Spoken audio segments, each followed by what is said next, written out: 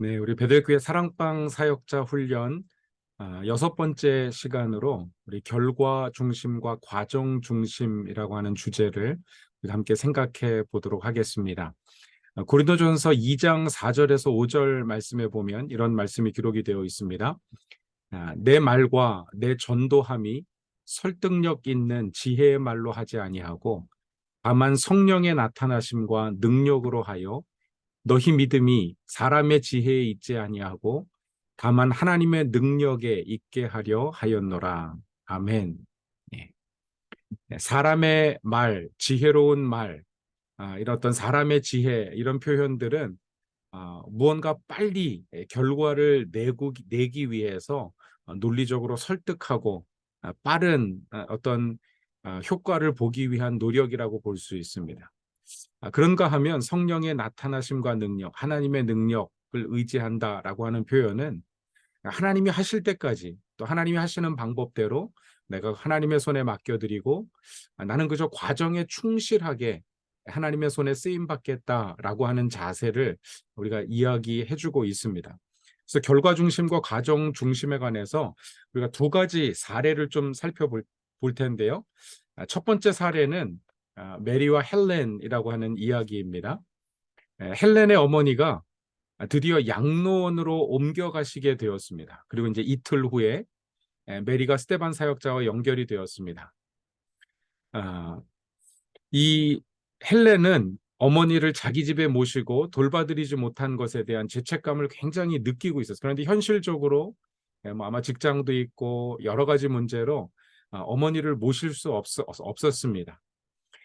이 돌봄 사역자인 메리가 헬렌을 만날 때마다 헬렌이 자기 어머니가 양로원에 가신 것에 대한 죄책감, 또 스스로를 자책하면서 또 이야기를 그렇게 나누고 떠날 때쯤 되면 이 헬렌이 자책하는 것이 호전되는 것보다 점점 더 계속 만날 때마다 더 악화되고 죄책감이 더 커져가는 것을 느끼게 되었습니다. 그래서 이 돌봄 사역자인 메리가 헬렌에게 정말 무언가 이야기를 들려주려고 최선을 다했지만 들어주려고 최선을 다했지만 같은 말만 계속 반복하니까 더 이상 견디기가 힘든 거예요.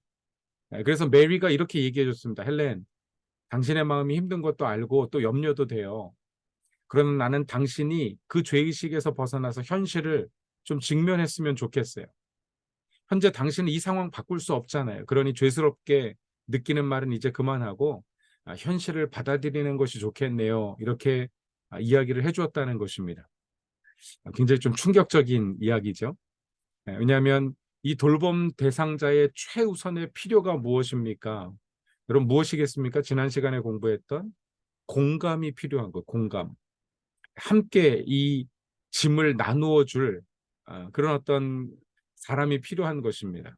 그럼 이 상황이 얼마나 오래된 일입니까? 이틀 전에 어머님을 보냈기 때문에 아직 그 죄책감에서 충분히 헤어나기 어려운 그런 어떤 시간이죠. 이 돌봄 대상자가 지금 느끼는 감정, 그 죄책감이나 후회, 어떤 자기 상황이 되지 않는 것에 대한 어떤 불만, 많은 것들이 있을 텐데요.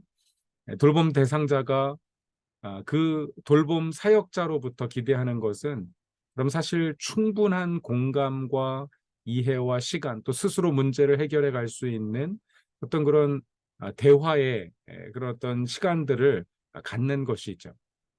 그런데 아마 그런 잘못된 어떤 돌봄 사역의 사례라고 이야기할 수 있습니다. 그런가 하면 두 번째 사례를 보시죠. 알렉스가 이제 돌봄 대상자인 조지를 거의 1년 동안 만나고 있습니다. 알렉스는 이제 돌봄 사역자고요. 이 조지가 그와 만날 무렵 이혼 수속 중이었고요. 최근에 이혼이 거의 확실한 단계에 이르러서 마지막 단계. 조지는 그의 아내가 더 이상 같이 살기 원치 않는다는 사실에 깊은 상처를 받았고, 그러면서 조지가 이런 이야기하는, 내가 그동안 얼마나 변했는지 편지를 써서 알려준다면 어쩌면 다시 합칠 수 있을지도 몰라. 페리와 나는 영원히 하나야. 내가 기다리고 기도하고 계속 희망을 버리지 않으면 언젠가는 합쳐지게 될 거야. 그의 생각을 이렇게 알렉스에게 이야기했는데, 물론 알렉스도 함께 우리 주님의 뜻을 알려달라고 기도했죠. 함께 기도하자고. 주님의 뜻이 무엇인지 우리 기도합시다. 우리 생각이나 우리 뜻이 아니라 하나님 뜻이 무엇인지를 우리가 한번 기도해 봅시다. 여러분, 알렉스가 알고 있는 것은요, 조지의 결혼 생활이 회복될 수 없다는 것입니다. 실패한 결혼을 회복해 보려는 지나친 집착의 사실 이 아픈 사실을 받아들이기 거부하는 조지의 어떤 그런 거부감, 자기 보호 본능, 어떤 이라는 것을 알고 있었죠. 이 조지에게 그 사실을 알려주는 대신 조지가 말하는 것을 계속 다 들어주고 그의 감정을 공감했습니다. 1년 동안. 알렉스는 매일 조지를 위해서 기도하면서 하나님께 조지에게 이혼을 확정적인 사실로 받아들이고 아픔을 사귀는 과정이 시작될 수 있도록 도와주실 것을 믿고 기도했겠죠. 네. 그럼 이게 돌봄 사역자의 굉장히 중요한 자질과 자세라고 볼 수 있습니다. 그럼 그 결과 중심의 돌봄, 첫 번째 사례가 위험한 이유는요. 우리가 돌보는 사람들의 어떤 문제에 직접적인 해결자가 되려고 하는 것, 굉장히 위험한 것이죠. 또 문제 자체에 집중하는 경향, 이것도 결코 우리가 문제에서 해낼 수 없습니다. 도리어 돌봄 받는 이 돌봄 대상자의 정말 그 생각과 감정에 공감해주고 사람에게 집중하고 또 우리가 하나님께 의지하면서 함께 함을 통해서 그런 문제들을 도리어 잘 해결해 나갈 수가 있습니다.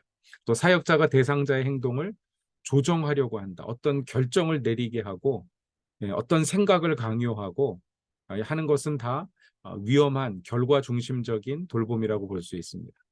그렇게 하면 대상자의 문제 해결 능력이 자라지도 않고 도리어 그렇게 돌봄 어떤 문제를 해결해 준 대상자에 대해서 의존적이 되기 쉽습니다. 그러면 굉장히 위험한 관계가 맺어질 수 있죠. 우리가 과정 중심의 돌봄을 해야 되는데요.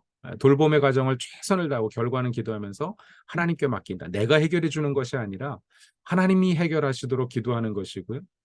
문제에 집중하는 것이 아니라 사람에게 집중하고 또 그 문제를 해결하실 수 있는 하나님께 집중하는 그런 모습을 보여주는 것이죠.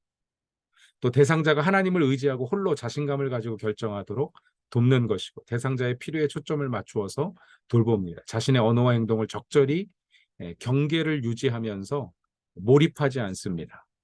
여러분, 우리가 돌보면서 굉장히 중요한 어떤 원칙이 있는데요. 우리가 결정을 내리거나 어떤 행동을 촉구하는 그런 어떤 조언들을 하지 않는 것입니다.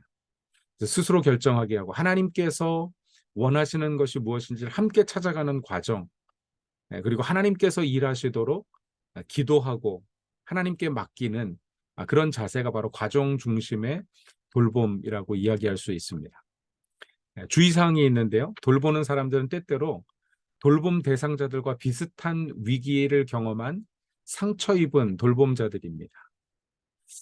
그들 또한 자신들에게 도움이 되었던 방법을 돌봄 대상자들에게 강요하기도 하는데 이것이 표면적인 모습으로는 돌봄 같지만 사실은 돌봄에서 치유의 경계선으로 넘어가고 있는 것입니다. 그래서 우리가 우리에게 도움이 되었던 부분들, 오랜 기간 동안에 걸쳐서 해결했던 부분들을 짧은 시간에 어떤 해결책으로 제시하려고 하는 것은 사실 굉장히 위험한 돌봄이 아니라 치유 행위를 하고 있는 거라고 볼 수가 있습니다. 그래서 치유는 하나님께 맡기고 우리가 돌봄 사역에 집중해야 됩니다. 돌봄 대상자가 스스로 그 문제를 분석하고 또 대안을 찾고 결단할 수 있도록 돕는 것이 돌봄 사역자, 우리 사랑방 사역자들의 책임과 어떤 자세라고 볼 수 있습니다.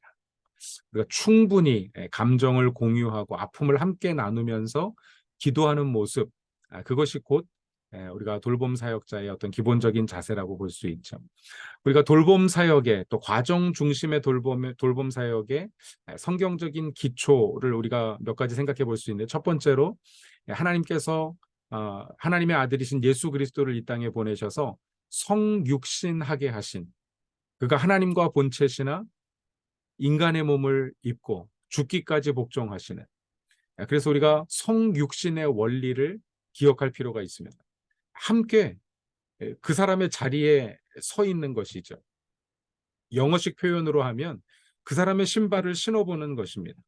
공감이라고 하는 것, 우리가 함께 생각하고 함께 느끼고 이해해 주는 것이죠.